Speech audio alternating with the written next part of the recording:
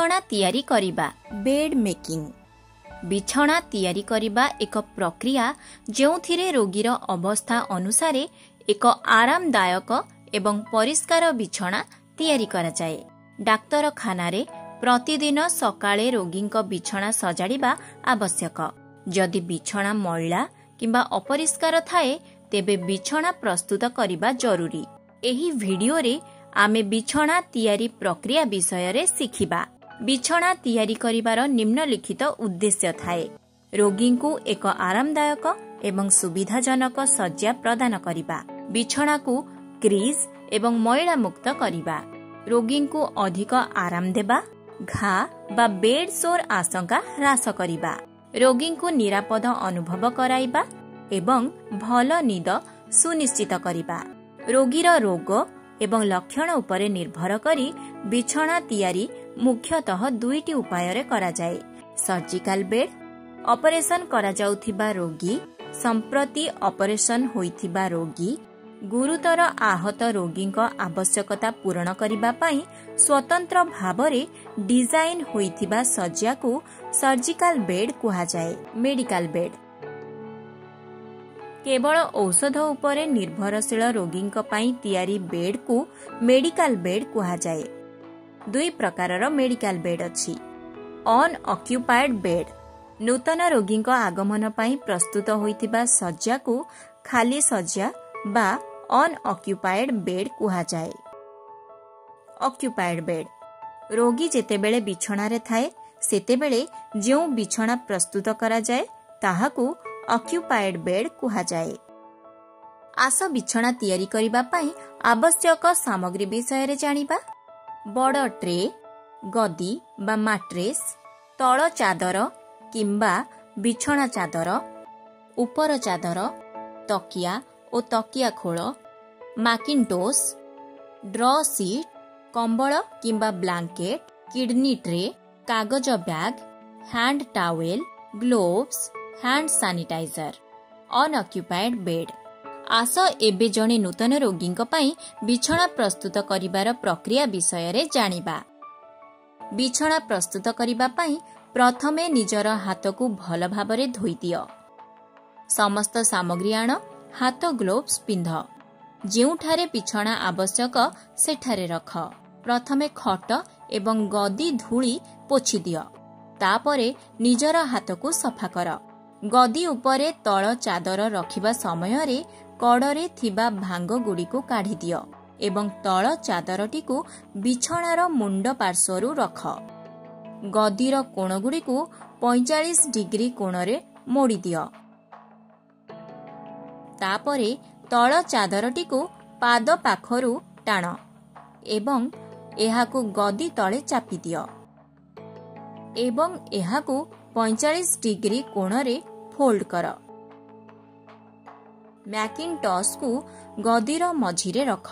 संपूर्ण मैकिन्टोश को घोड़ाई देई एहा उपरे ड्र सीट बिछाई दियो एवं एहार डाहाण पाखकू गदी तळे दबाई दियो। बाम को घुंचाई तळ सीट रो मुंड एवं पाद पार्श्वर कोण को 45 डिग्री कोणरे मोड़ी दियो एवं तळ सीट को गदी तळे दबाई दियो। बाम पार्श्वरे गदी तळे मैकिन्टोश एवं ड्र सीट मध्य दबाई दियो। बिछौना उपरे टॉप सीट को भांगी बिछाई दियो। मुंड पाखरे 9 रु 12 इंच खोला रख एवं टॉप सीट को पाद आड़कू उभय पार्श्वरे 45 डिग्री कोणरे मोड़ी गदी तळे दबाई दियो।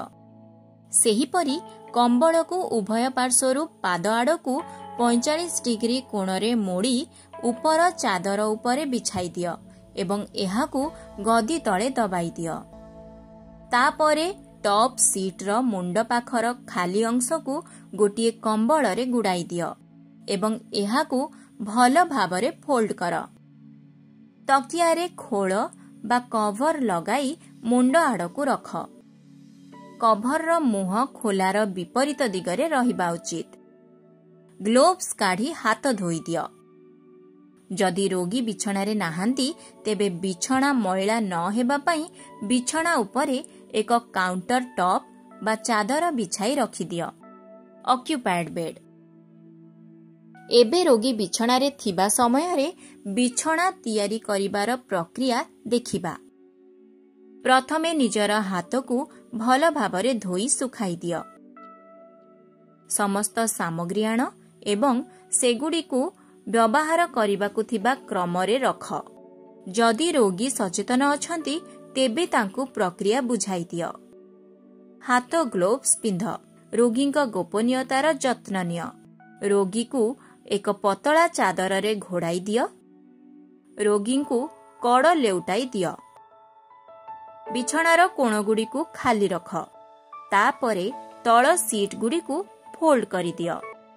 गोटिए नुआ तळ सीट नियो एवं एहाकु लंब दिगरे अधा फोल्ड कर। बिछणार मुंडरू आरंभ करी गदी तळे तळ चादर को ऊपर को एवं तळ आड़ को दबाई दियो। उभय पार्श्वर कोणगुड़ी को 45 डिग्री कोण रे मोड़ी दियो। रोगीर पिठी आड़ को चादरर ऊपर अधा भाग को मोड़ी दियो। मैकिन्टॉस एवं ड्र सीट को तळ सीट परी समान भावरे बिछाई दियो। डाहाण पार्श्व को गदी तले रख। अधा अंश को रोगी पिठी आड़ को मोड़ी दियो। तापरे रोगी को अन्य पट को कड़ लेउटिबार निर्देश दियो। पूर्वर समस्त मैला सीट काढ़ी दियो एवं एही मैला कपड़ा को बाक्सरे रख। सफा तळ सीटटी को संपूर्ण भावरे बिछाई होई न जिबा पर्यंत निज आड़ को टाण। बिछणार मुंडरू आरंभ करी गदी उपरे ऊपर ओ तळ आड़ को दबाई दियो। तळ चादर को उभय कोणरू 45 डिग्री रे मोड़ एवं एहाकु गदी तले दबाई दियो। एहा सहित मैकिन्टॉस को एवं ड्र सीट को मध्य गदी तले दबाई दियो। एबे रोगी को सीधा सुआई दियो एवं तांको सठिक स्थिति रे रख। रोगी मुंड तले तकियाटी को पुणी रख। पतला चादरटी को मैला कपड़ा बाक्सरे रख। ऊपर चादरटी नहीं गदी तले रोगीर पाद आड़ को उभय पार्श्व को 45 डिग्री कोण रे दबाई रख एवं ऊपर चादरटी मुंड आड़ को खोला छाड़ी दियो। ऊपर चादर उपरे एक कंबल बिछाई दियो। रोगी गोड़ को घुंचाइबा पई यथेष्ट स्थान पाइबा पई कंबल को 45 डिग्री कोण रे ऊपर चादर भावरे गदी तले रख। तापरे टॉप सीट रो खाली अंश को मुंड पाखरे एक कंबल रे गुड़ाओ एवं एहाकु भल भावरे मोड़, जहा द्वारा रोगी अधिक आराम अनुभव करिबे। प्रक्रिया समाप्त हेबा परे निश्चित कर जे बिछणा रे कोनोसी क्रीज नाही। प्रक्रिया परे ग्लोव्स काढ़ी दियो। निजर हाथ को भल भावरे धुओ। बिछणा तैयारी प्रक्रिया रेकर्ड कर एवं रोगी अवस्था कोनोसी परिवर्तन हेले वरिष्ठ अधिकारी को जणाओ। बिछणा तैयारी करिबा समय रे ध्यान रख। बिछणा प्रस्तुत करिबा पूर्वरु एवं परे हाथ को भल भावरे धोइबा उचित।